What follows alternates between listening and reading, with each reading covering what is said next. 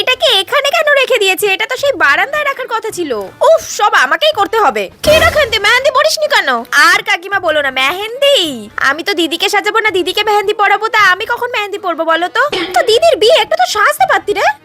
আমি 3 জন কাকিমাকে সাজিয়েছি, 2 জন বোনকে সাজিয়েছি, আমি একদমই সময় পাইনি সাজগোজ করার। ঠিক আছে, তো দিদির কাছে গেলুম আমি। হ্যাঁ যাও যাও।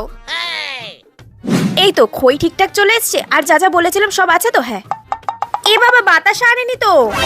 ও কাকু, 500 বাতাসা এনে দাও না, সকালে দতি মঙ্গল, দিদি কি দিয়ে খই দই খাবে? আচ্ছা আচ্ছা, ঠিক আছে ঠিক আছে। আর বাদ বাকি যা জিনিস আছে, হ্যাঁ সব ঠিকই আছে, আর কোনো চিন্তা নেই। আরে কাকিমা, কুলোটা এখানে রেখেছো কেন?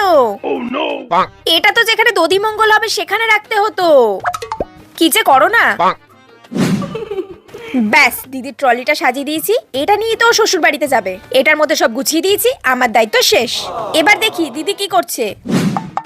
দূর বাবা, টিকলিটা বারবার বেঁকে যাচ্ছে কেন? টিকলিটা বারবার বেঁকে যাচ্ছে।